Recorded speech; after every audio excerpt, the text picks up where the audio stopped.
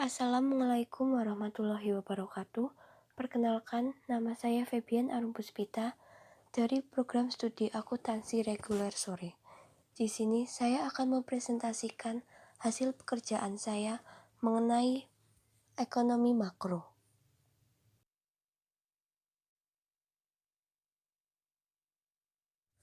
Pengertian ekonomi makro atau makroekonomi adalah kajian mengenai perekonomian secara utuh.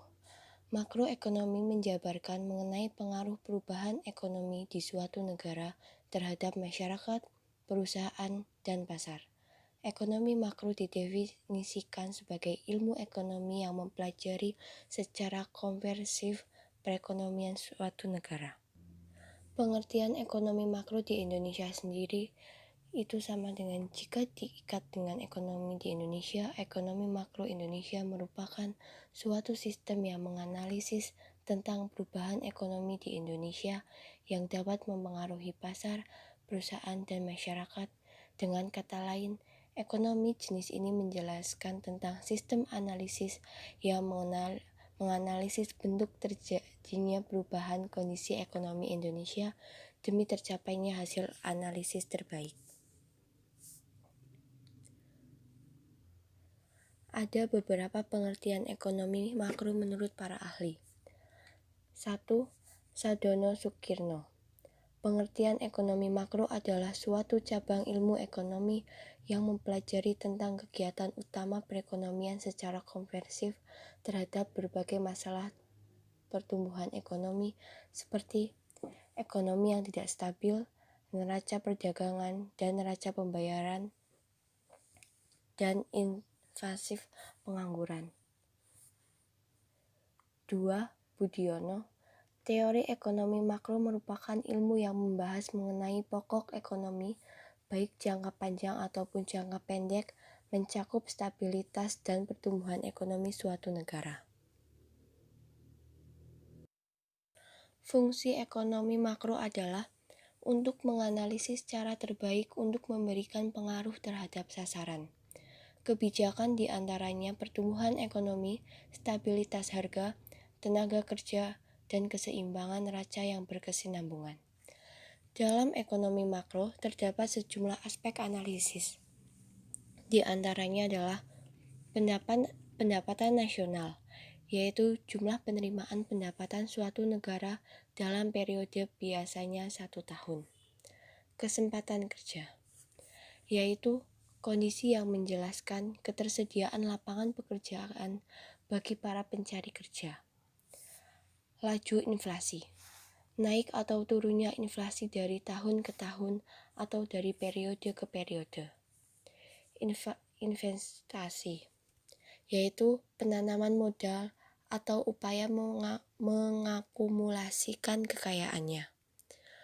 Tujuan mempelajari ilmu ekonomi adalah agar dapat memahami segala peristiwa ekonomi di suatu negara, juga membenahi kebijakan ekonomi di negara tersebut.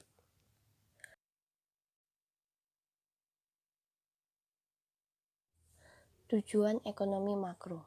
Tujuan ekonomi makro adalah untuk membantu memahami dan menyelesaikan masalah yang berhubungan dengan ekonomi. Juga digunakan sebagai alat untuk menentukan arah kebijakan yang akan diputuskan. Tujuan kebijakan ekonomi makro antara lain: 1. Membantu menyalurkan pendapatan agar merata. 2. Menjaga keseimbangan neraca pembayaran luar negeri. 3. Menjaga kestabilan ekonomi suatu negara. 4. Memberikan bantuan dalam peningkatan pendapatan nasional. 5. Meningkatkan pertumbuhan ekonomi suatu negara. 6. Mengendalikan laju inflasi suatu negara. 7. Meningkatkan kesempatan kerja pada masyarakat. 8. Meningkatkan kapasitas produksi. Ada beberapa tujuan ekonomi makro di Indonesia sebagai berikut. 1. Meningkatkan pendapatan nasional. Salah satu tujuan ekonomi makro di Indonesia adalah untuk meningkatkan pendapatan nasional Indonesia. Dengan mengetahui pendapatan nasional Indonesia, pertumbuhan ekonomi negeri ini bisa terukur dengan baik. Selain itu, kebijakan-kebijakan ekonomi yang efektif dan efisien dapat meningkatkan pendapatan nasional Indonesia secara signifikan. 2. Membuka kesempatan lapangan pekerjaan. Tujuan lain perekonomian makro di Indonesia adalah kesempatan untuk membuka lapangan pekerjaan. Dengan adanya peningkatan peluang untuk mendapatkan kesempatan kerja, peningkatan kapasitas produksi secara nasional dapat meningkat. Kebijakan makro juga bisa diterapkan di Indonesia agar dapat mengajak para investor untuk menanam modal atau berinvestasi sehingga tercipta lapangan pekerjaan. 3. Meningkatkan kapasitas produksi secara nasional. Meningkatkan kapasitas produksi secara nasional merupakan tujuan lain dalam perekonomian makro Indonesia. Kapasitas produksi nasional yang meningkat dapat mempengaruhi peningkatan pertumbuhan dan pembangunan ekonomi di Indonesia. Untuk meningkatkan kapasitas produksi secara nasional, perbaikan situasi investasi dalam negeri bisa memberi pengaruh yang positif terhadap peningkatan kapasitas produksi. 4. Mengendalikan inflasi. Salah satu terjadinya inflasi diakibatkan karena terjadinya permintaan terlalu besar terhadap suatu barang atau jasa sehingga menyebabkan kenaikan harga. Jika inflasi terjadi, pertumbuhan perekonomian di Indonesia akan berhambat dan berpengaruh pada kenaikan harga barang yang sangat tinggi. Peningkatan pengaruhnya serta penurunan nilai mata uang. 1. Penentuan tingkat kegiatan perekonomian negara. Dalam analisis ini, teori ekonomi makro akan menggambarkan sejauh mana sebuah perekonomian dapat menciptakan produk dan jasa. Analisis makroekonomi akan merinci pengeluaran secara menyeluruh, seperti 1. Kebijakan pemerintah, 2. Kegiatan ekspor dan impor, 3. Pengeluaran perusahaan atau investasi, 4. Pengeluaran pemerintah, dan 5. Konsumsi rumah tangga. Sebuah negara tak lepas dari masalah ekonomi seperti inflasi dan pengangguran. Untuk mengatasi masalah ekonomi tersebut, pemerintah akan membuat kebijakan, baik kebijakan moneter maupun kebijakan fiskal. 2. Pengeluaran menyeluruh. Ketika pengeluaran agregat tak sampai tingkat ideal, maka akan terjadi masalah ekonomi. Agar kesempatan kerja yang lebih baik dan kontrol laju inflasi terwujud, maka pengeluaran agregat yang ideal harus ada pada tingkat yang dibutuhkan. 3. Pengaruh ekonomi makro terhadap perkembangan bisnis. Ekonomi makro merupakan bagian kegiatan ekonomi yang menggambarkan perubahan ekonomi skala besar yang memberikan pengaruh pada pasar, perusahaan, dan masyarakat. Makroekonomi sering berkaitan dengan masalah keuangan negara. Dalam bisnis, para ekonomi makro adalah menganalisis metode atau cara terbaik yang mempengaruhi kebijakan sasaran, di antaranya pencapaian keseimbangan, tenaga kerja, pertumbuhan ekonomi, dan stabilitas harga. Makroekonomi memiliki sejumlah komponen yang dapat memberikan pengaruh secara langsung pada penetapan keputusan perusahaan termasuk perkembangan perusahaan.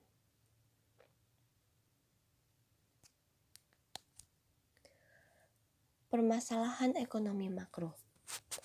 A. Lambannya pertumbuhan ekonomi. Jumlah lulusan sekolah atau sarjana yang meningkatkan setiap tahunnya tidak diimbangi dengan lapangan pekerjaan yang ada.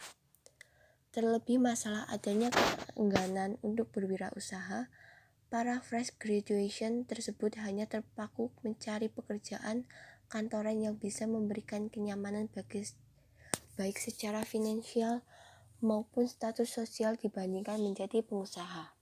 Hal ini mengakibatkan pertumbuhan ekonomi berjalan lambat.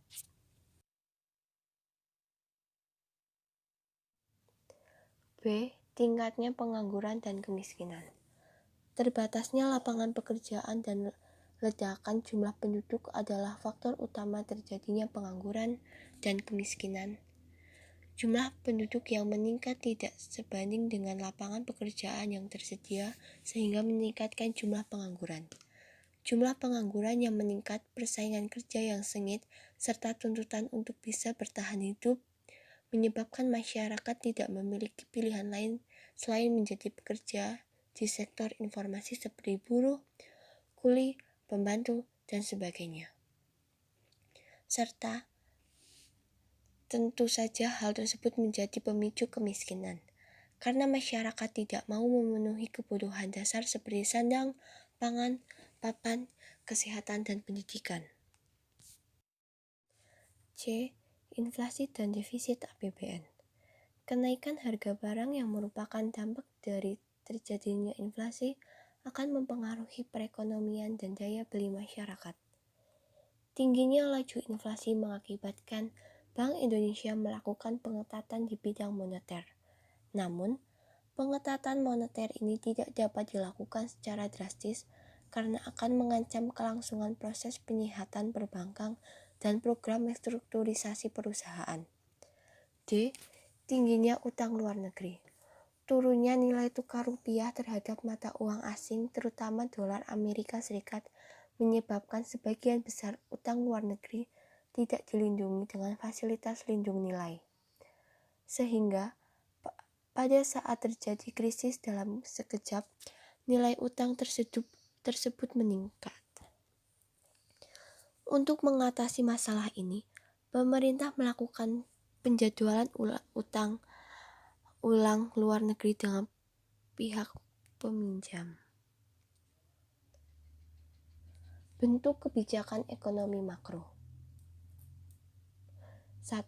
Kebijakan fiskal merupakan langkah yang dilakukan pemerintah untuk membuat perubahan dalam pendapatan dan pengeluaran negara yang bertujuan untuk memengaruhi jalan perekonomian. 2. Kebijakan moneter adalah kebijakan pemerintah yang terkait dengan perilaku bank sentral dalam menawarkan dan pengaturan uang yang beredar yang bertujuan untuk mempengaruhi agregat. 3. Kebijakan segi penawaran.